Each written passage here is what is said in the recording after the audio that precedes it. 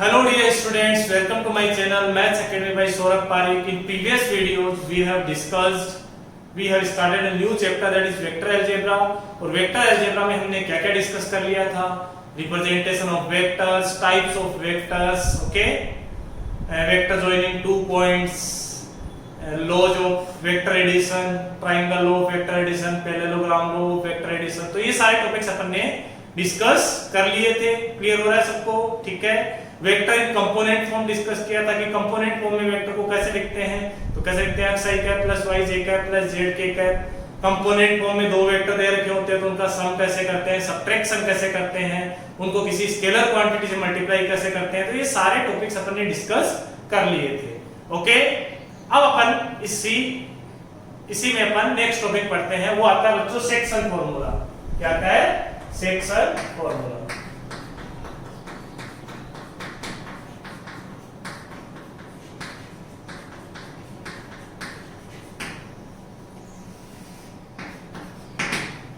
तो थोड़ा सा मैं लिख देता हूं इसमें. लेट सबसे पहले समझ लीजिए इसको. मान लीजिए अपने पास बच्चों एक लाइन सेगमेंट है. इस पे दो गिवन पॉइंट्स है अपने पास A and B. These are two given points. ठीक है. और बीच में कोई एक पॉइंट है C. क्लियर है. वो इस लाइन सेगमेंट को m/n में डिवाइड कर रहा है. तो अपन को इस C के कोऑर्डिनेट्स निकालने हैं. ठीक है. तो C के कोऑर्डिनेट्स निकालना वो 3 डायमेंशनल ज्योमेट्री का पार्ट है. ठीक है. फिलहाल अपन पढ़ रहे हैं वेक्टर अलजेब्रा. तो वेक्टर अलजेब्रा में अपन वेक्टर के टर्म्स में बात करेंगे. तो यदि कोई भी पॉइंट दे रखा है तो उसको यदि वेक्टर में अपन को स्टडी करना है तो उसके पोजीशन वेक्टर की बात कर लेंगे अपन. ठीक है. तो समझिए कि A का पोजीशन वेक्टर मान लीजिए A वेक्टर है एंड B का पोजीशन वेक्टर मान लीजिए बच्चों B वेक्टर है. पोजीशन वेक्टर आप जानते ही हो. जो भी इसके कोऑर्डिनेट्स अपन को दे रखे हैं उसके आगे क्या लगाना है? I कैप, J कैप और K कैप. ठीक है. तो बच्चों अपन को ये वाला चाहिए, ये वाला वेक्टर चाहिए. ठीक है ना. इस C पॉइंट जो इस लाइन सेगमेंट को m/n में इंटरनली डिवाइड कर रहा है उसका पोजीशन वेक्टर चाहिए अपन को. ठीक है. तो ये मान लीजिए क्या है? R वेक्टर है. समझ में आया सबको? देखिए क्या लिख देता हूं थोड़ा सा. Let point C divides line segment AB in m/n internally. Okay. Then position vector of point C. PV means position vector of point C. ठीक है. Let it is R vector. ठीक है. तो R vector क्या आएगा? ठीक है. अपन कौन सा डिवीजन पढ़ रहे हैं बच्चों? पहले इंटरनल डिवीजन पढ़ रहे हैं. ठीक है.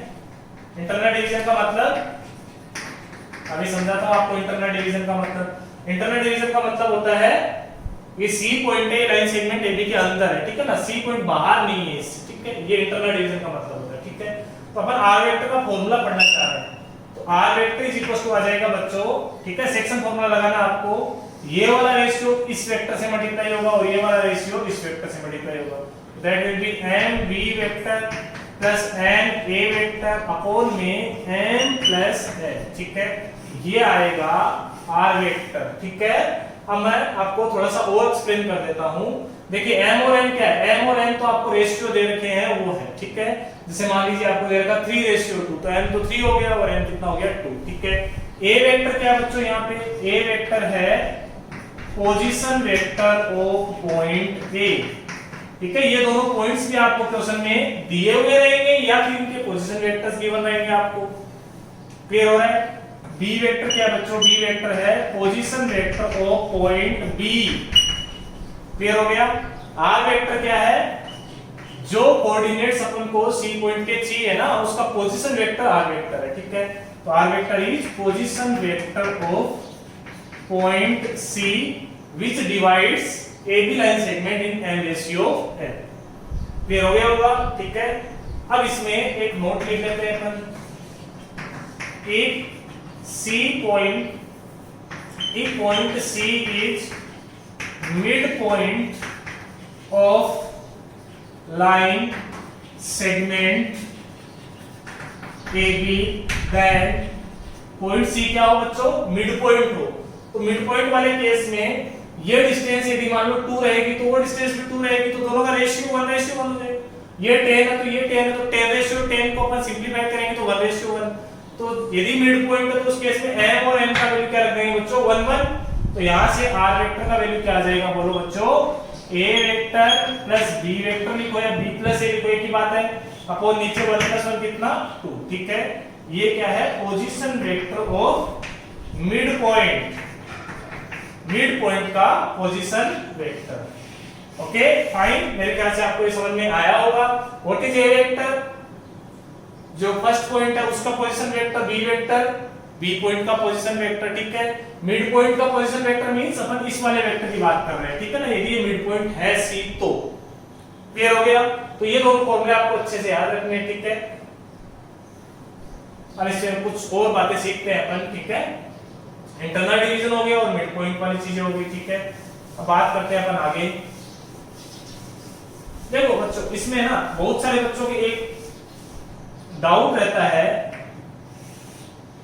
कि मान लीजिए ये पॉइंट ए है, ये पॉइंट क्या बच्चों बी है और ये ओरिजिन है, ठीक है। तो इसको यहां से ज्वाइन करवाया तो ये तो ए वेक्टर हो गया और इसको यहां से ज्वाइन करवाया ये क्या हो गया बी वेक्टर, ठीक है। ए वेक्टर क्या बच्चों position vector of point A, B vector क्या है position vector of point B. समझ में आ रहा है। अपन को मिड पॉइंट का पोजीशन वेक्टर फाइंड आउट करना है। ये m मान लीजिए मिड पॉइंट है, ठीक है। तो m का पोजीशन वेक्टर मतलब इसको ओरिजिन से ज्वाइन करवाया ना, तो ये वाला वेक्टर होगा वो इस मिड पॉइंट का क्या होगा पोजीशन वेक्टर, ठीक है। तो ये वाला जो वेक्टर होगा r वेक्टर, इसका वैल्यू क्या होता है a + b/2, ठीक है। कुछ बच्चों के डाउट होता है कि ये वाला वेक्टर यदि हम बोले तो ये भी तो a + b/2 हो गया और ये वाला वेक्टर भी क्या हो गया अपने पास a + b/2। तो ये बच्चों गलत कॉन्सेप्ट है। ये वाले वेक्टर a + b/2 नहीं है। a + b/2 तो कौन सा वेक्टर है, यदि ओरिजिन से इस मिड पॉइंट को अपन ज्वाइन करवाएं तो ये वाला वेक्टर क्या है a + b/2। तो ये वाले वेक्टर क्या है, मान लीजिए मेरे को ये ma वेक्टर निकालना है। कौन सा वेक्टर निकालना है ma, तो बहुत आसान है, अपन ट्रायंगल ऑफ वेक्टर एडिशन लगा देंगे यहाँ पे। तो वो क्या था लो OM वेक्टर, ठीक है ना। इसका टिप और इसका टेल, तो दोनों का सम ये साइड होनी चाहिए, ठीक है। तो OM + MA vector should be equals to OA vector. समझ आ रहा है। तो OM वेक्टर कितना आ जाएगा बच्चों यहाँ पे a + b/2 plus MA vector. MA vector अपन को चाहिए तो उसको MA वेक्टर रहने देते हैं। OA वेक्टर क्या है A वेक्टर। तो यहाँ से जो MA वेक्टर क्या हो जाएगा बच्चों A vector minus A plus B/2, यानी कि ये आ जाएगा A वेक्टर माइनस B वेक्टर/2। तो ये वाला वेक्टर तो क्या होगा A वेक्टर माइनस B वेक्टर/2। तो कंफ्यूज होने की जरूरत नहीं है। मिड पॉइंट का पोजीशन वेक्टर यानी कि मिड पॉइंट को ओरिजिन से ज्वाइन करवाने पे जो वेक्टर आएगा वो आएगा A प्लस B/2 और ये वाला जो वेक्टर है वो आएगा A माइनस B/2, ठीक है। तो इसको याद रखना जरूरी नहीं है, तो सिर्फ समझाने के लिए है। आपको फॉर्मूला तो ये याद रखना है कि मिड पॉइंट का पोजीशन वेक्टर कैसे निकालें। समझ में आ गया होगा। चलिए आगे बढ़ते हैं। इसमें एक टाइप का डिवीजन और होता है बच्चों, जो होता है एक्सटर्नल डिवीजन। कौन सा डिवीजन होता है एक्सटर्नल डिवीजन, ठीक है। तो वो भी देख लेते हैं हम। सेक्शन फॉर्मूला में लास्ट टाइप का टॉपिक है वो है एक्सटर्नल डिवीजन।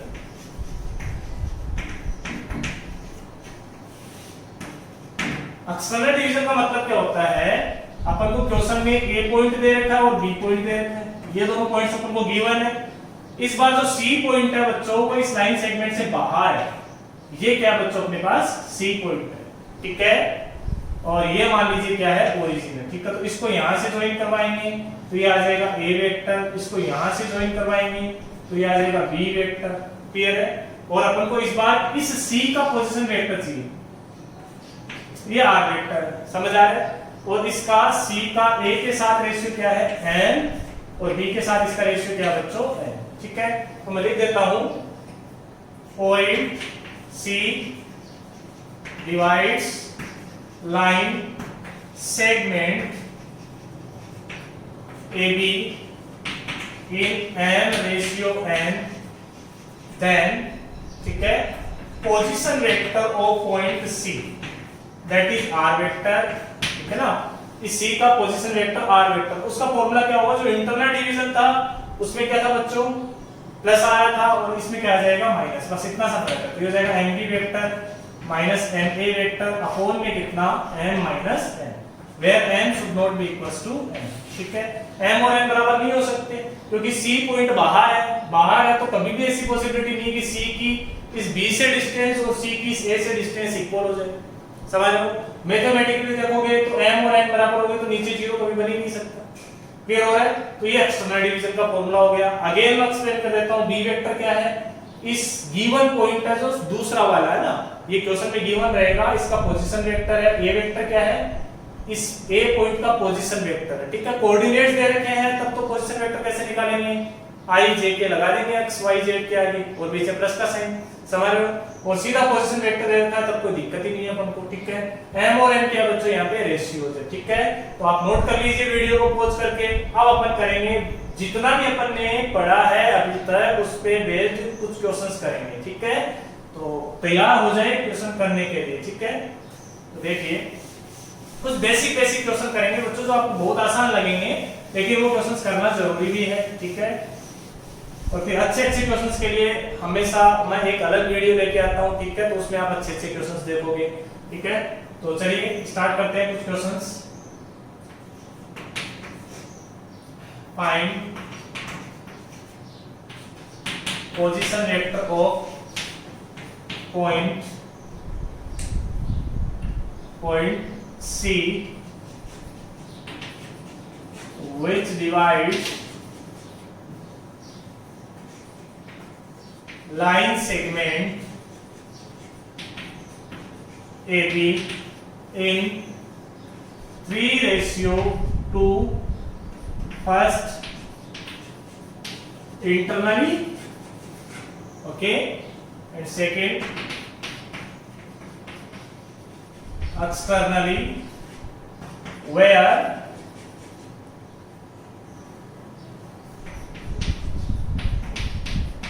position, चलिए कोऑर्डिनेट्स लिख देते हैं, where A point is 1 2 3 and B point is -1 1 0। ठीक है, ये क्वेश्चन दे रखा है अपन को एक पॉइंट C के पोजीशन वेक्टर फाइंड आउट करने हैं जो लाइन सेगमेंट AB को। ठीक है, तो सबसे पहले अपन क्या बनाएंगे, लाइन सेगमेंट AB। तो देखिए ये है अपने पास लाइन सेगमेंट AB। चलिए थोड़ा सा इधर बना लेते हैं। ये है बच्चों लाइन सेगमेंट AB। A के कोऑर्डिनेट्स बताइए 1 2 3, B के कोऑर्डिनेट्स क्या बच्चों -1 1 0। क्लियर हो रहा है सबको?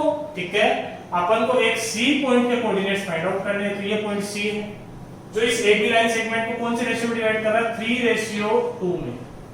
क्लियर हो गया सबको? ठीक है, A के कोऑर्डिनेट्स गिवन है, B के कोऑर्डिनेट्स गिवन है। ठीक है, अपन को C का पोजीशन वेक्टर निकालना है। पोजीशन वेक्टर का मतलब मान लीजिए ओरिजिन है, तो यहां से इसको ज्वाइन करवाओ तो ये तो A वेक्टर हो गया बच्चों। यहां से इसको ज्वाइन करवाया तो ये कौन सा हो गया, B वेक्टर हो गया। और अपन को ये वाला वेक्टर निकालना है जिसे अपन R वेक्टर बोल देते हैं। ठीक है, तो सबसे पहले अपन कौन सा फर्स्ट पार्ट कर लेते हैं, इंटरनल डिवीजन। तो इंटरनल डिवीजन का फॉर्मूला याद होगा आपको, अभी तो पढ़ाया अपन ने। तो इंटरनल डिवीजन में position vector of point C that is R vector, formula क्या होता है बच्चों, ये वाला रेशियो इधर वाले वेक्टर से मल्टीप्लाई होता है, ये वाला रेशियो इधर वाले वेक्टर से मल्टीप्लाई होता है। तो ये हो जाएगा बच्चों MB vector plus NA vector upon में क्या बच्चों M प्लस N। क्लियर है? M और N का वैल्यू आपको पता ही है।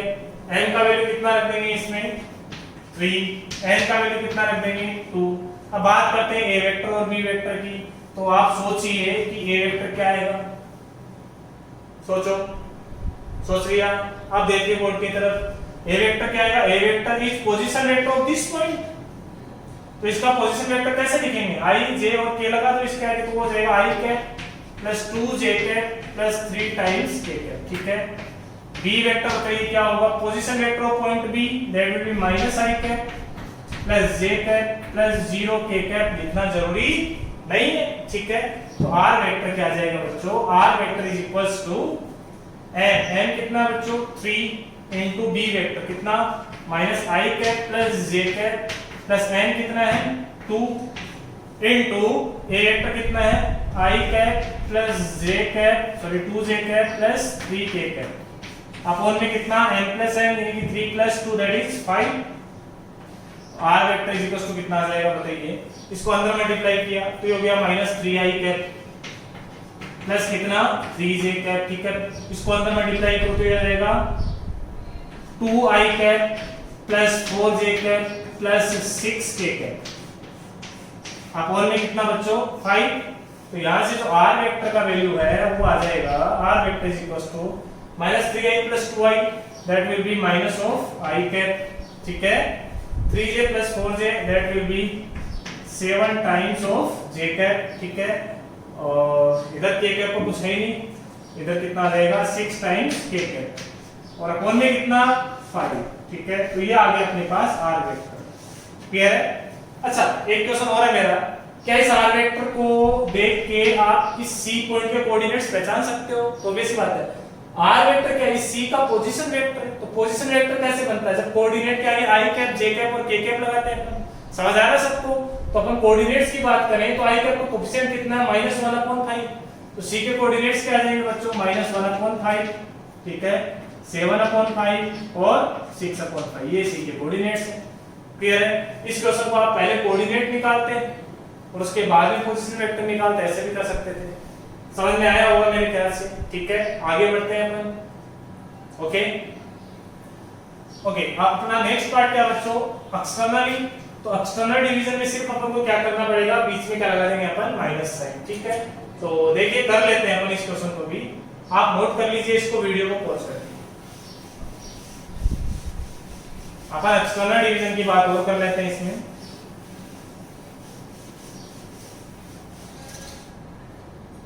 तो देखिए बच्चों सेकंड पार्ट एक्सटर्नल डिवीजन।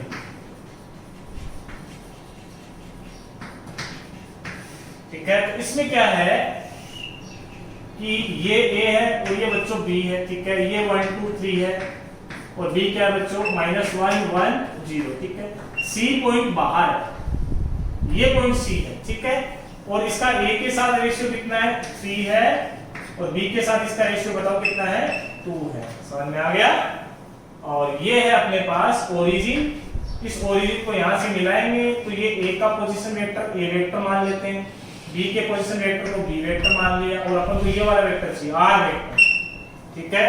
तो एक्सटर्नल वाला फॉर्मूला बताइए क्या होगा, r vector is equal to होगा m b vector minus n a vector upon में m माइनस n। तो यहां से r vector is equal to कितना आ जाएगा बोलो, m का वैल्यू कितना है 3 इनटू b वेक्टर। तो b वेक्टर अपन ने अभी सोल्व किया था, वापस से मैं राइट नहीं कर रहा हूं, इसको सीधा लिख रहा हूं। b वेक्टर क्या आएगा बच्चों -i cap plus j cap, ठीक है, माइनस n कितना है 2 टाइम्स a वेक्टर, वो कितना आ जाएगा i plus 2j plus 3k cap upon में m माइनस n। तो 3 माइनस 2 कितना हो गया बच्चों 1। तो r vector will be equals to -3i cap plus 3j cap minus 2i cap minus 4j cap minus 6k cap, okay.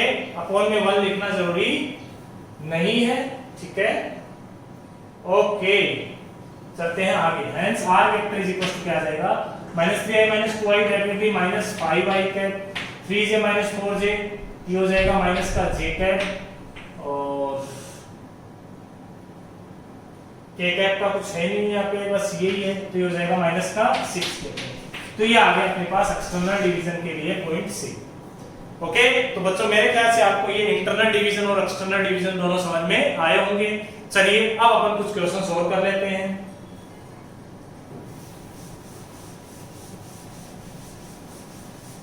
Note करने के लिए मैंने आपको बताया था, वीडियो को पॉज करके नोट कर सकते हैं, ठीक है। तो देखिए अब कुछ इजी क्वेश्चंस करते हैं, ठीक है। Find x y z if 3i cap plus 2j cap minus 4k cap is equals to xi cap plus yj cap minus zk cap, ठीक है। ये अपन को क्वेश्चन गिवन है, ठीक है। तो छोटे छोटे क्वेश्चन कर लेते हैं अपना सॉल्यूशन।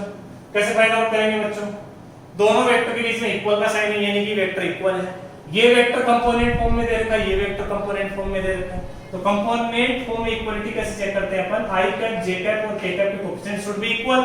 तो यहां से x का वैल्यू कितना आ जाएगा, देखिए इधर आई कैप का कोएफिशिएंट 3 है, इधर कितना है x है, तो कितना आ जाएगा x का वैल्यू 3, y का वैल्यू कितना आएगा बच्चों, j कैप का कोएफिशिएंट 2, z का वैल्यू कितना आ जाएगा, देखो -z -4, तो z कितना आ जाएगा 4। ये आंसर आ गया इसका। Next question, find vector of 10 magnitude in direction of